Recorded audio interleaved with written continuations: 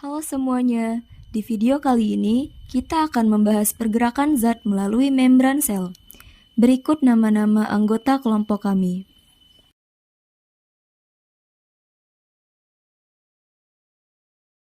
Apa itu membran sel dan transport membran sel? Membran sel disebut juga dengan membran plasma yang memiliki arti selaput tipis yang menyelimuti sebuah sel.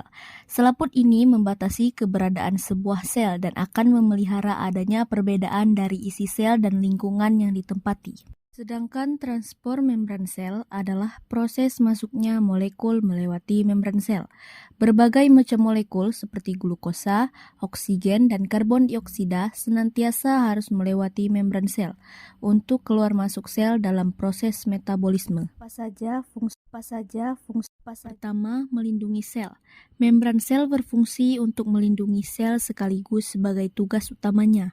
Perlindungan ini diberikan agar keutuhan bagian dalam sel tetap terjaga dengan cara membiarkan zat tertentu masuk. Dalam waktu yang sama, zat lain yang tidak berguna atau tidak dibutuhkan tidak dibiarkan untuk pertama, menyelubungi sel. Membran sel mampu menyelubungi sel karena memang sesuai dengan peran yang dimiliki membran sel, termasuk dalam selaput berkelanjutan dan tidak putus. Dalam waktu yang sama, mampu memberi batas yang mampu menyelubungi ruangan. Kemampuan ini disebut dengan kompartemen, di mana seluruh bagian sel akan dilindungi membran sel dengan menyelubungi. Yang ketiga, interaksi antar sel. Membran sel juga memiliki fungsi cukup unik, yakni sebagai pengawas dari adanya interaksi antar sel yang ada. Kondisi ini memang seharusnya terjadi pada organisme dengan banyak sel. Selain itu, diketahui alat tubuh memiliki susunan dari berbagai macam sel. Bermacam-macam sel ini juga memiliki fungsi masing-masing dalam menjalankan tugas secara keseluruhan. Yang keempat, mengatur pertumbuhan sel. Fungsi membran sel selanjutnya adalah sebagai pengatur perkembangan dan pertumbuhan sel. Caranya melalui keseimbangan antara endositosis dan eksositosis. Endo memiliki bagian lipid dan protein yang dikeluarkan lewat membran sel. Saat zat diinternalisasi, kemudian eksos dan vesikel mengandung protein dan lipid yang menjadi satu karena adanya penikatan. Yang kelima, ada transfer informasi. Seperti yang disebutkan sebelumnya, membran sel memiliki fungsi yang secara tak langsung membuat sel-sel yang ada di dalamnya bertukar informasi. Membran memiliki reseptor yang mampu mengkombinasi dengan molekul tertentu dan bentuknya sesuai. Dapat disebut kerjasama antara dua substansi yang kelima. Transport membran juga dibagi menjadi dua, yaitu transport pasif dan transport pasif. Jenis transport membran yang pertama adalah transport pasif. Transport pasif adalah pergerakan zat melalui membran sel yang tidak memerlukan energi tambahan dari sel. Proses ini terjadi berdasarkan gradien konsentrasi, yaitu perbedaan konsentrasi zat antara lingkungan eksternal dan sitoplasma. Setelah itu, transport pasif dibagi menjadi dua. Yang pertama, difusi. Jenis transport pasif yang pertama dikenal dengan nama difusi. Difusi adalah pergerakan zat dari daerah konsentrasi tinggi ke daerah konsentrasi rendah.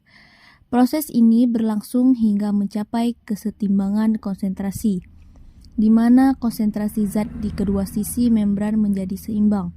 Difusi dapat terjadi dalam bentuk difusi sederhana, di mana zat-zat nonpolar dan molekul kecil dapat berdifusi melalui lapisan lipid membran. Selain itu, difusi juga dapat terbantu oleh protein kanal atau karier yang berfungsi sebagai saluran bagi molekul-molekul. Yang kedua, osmosis. Osmosis adalah perpindahan molekul terlarut melalui selaput semipermeabel dari bagian yang lebih encer ke bagian yang lebih pekat, atau dari bagian yang konsentrasi pelarut, misalnya air, rendah hipotonis, ke konsentrasi pelarut, misalnya air, tinggi hipotonis. Yang kedua, transport aktif. Transport aktif adalah pergerakan atau pemindahan yang menggunakan energi untuk mengeluarkan dan memasukkan ion-ion dan molekul melalui membran sel yang bersifat permeabel dengan tujuan memelihara keseimbangan molekul kecil di transport Transport aktif dibagi menjadi 3, yaitu pertama, pompa ion. Pompa ion adalah transport ion melewati membran dengan cara memainkan pertukaran ion dari dalam sel dengan ion di luar sel. Transport dilakukan oleh protein transport yang tertanam pada membran plasma menggunakan sumber energi berupa APT. Berikut video transport aktif pada pompa ion. Pertama, pada pompa ion K dan Na+. Di bagian atas adalah lingkungan luar sel dan di bagian bawah lingkungan dalam sel. Transport aktif memiliki ciri di mana setiap transport yang dilakukan harus memerlukan adanya ATP atau adenosine trifosfat sebagai sumber tenaga. Pada pompa Na+ dan K+ juga diperlukan adanya ATP. Pada tahap pertama protein membuka ke arah dalam, kemudian Na+ akan masuk ke dalam protein. Ketiga buah Na+ ini akan menyebabkan ATP akan menempel pada bagian protein. Setelah ATP menempel pada protein, akan terjadi polarisasi di mana ATP akan meninggalkan satu gugus fosfatnya sehingga berikatan dengan protein, kemudian ATP akan berubah menjadi ADP, adenosine difosfat. Di sini ADP, kemudian ini adalah fosfat yang menempel pada protein. Menempelnya fosfat pada protein akan menyebabkan perubahan bentuk dari protein sehingga protein akan membuka ke arah luar. Setelah membuka ke arah luar, maka 3Na+ akan dikeluarkan keluar sel. Kemudian 2 ion K+ akan masuk ke dalam protein. Bisa dilihat ini 2 ion K+ masuk ke dalam protein. Kemudian masuknya 2 ion K+ akan menyebabkan depolarisasi, yaitu pelepasan fosfat yang menempel pada protein. Lepasnya fosfat akan diikuti dengan perubahan bentuk dari protein membuka ke arah dalam, kemudian ion K+ akan dimasukkan ke dalam sel.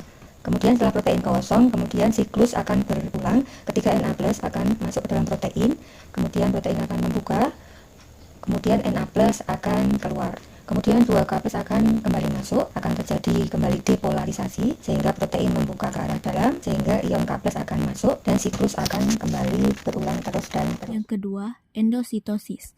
Endositosis adalah proses memasukkan zat makromolekuler ke dalam sel dengan cara membungkusnya dengan membran. Yang ketiga, eksositosis. Eksositosis adalah proses mengeluarkan zat makromolekuler hasil metabolisme dari dalam sel keluar. Yang endositosis dan eksositosis. Nah, transport ini merupakan transport partikel atau molekul besar melalui pelipatan membran plasma atau pembentukan vesikula. Nah, kalian bisa lihat di situ ada partikel yang ukurannya cukup besar. Nah, cara agar partikel tersebut dapat melewati membran itu dengan cara endositosis. Nah, pada endositosis makromolekul ini dikelilingi oleh membran plasma yang melipat membentuk vesikula. Nah, kemudian vesikula tersebut masuk ke dalam sel. Nah, pada proses endositosis ini, partikel yang telah masuk ke dalam sel nanti akan bertemu dengan yang namanya lisosom. Nah, lisosom ini berisi enzim hidrolitik yang nantinya akan menghidrolisis partikel tersebut. Selain makromolekul yang berbentuk padat, endositosis juga dapat memasukkan cairan ke dalam sel, dan dengan cara cairan tersebut masuk ke dalam lipatan membran plasma dan membentuk vesikula kecil yang disebut dengan pinositosis. Selanjutnya adalah eksositosis. Nah, eksositosis ini merupakan pengeluaran makromolekul. Nah, dengan cara vesikula yang berisi makromolekul ini dipindahkan oleh sitoskeleton untuk bergabung dengan membran plasma. Ya, kemudian vesikula ini menumpahkan isinya ke luar sel. Sekian dan terima kasih.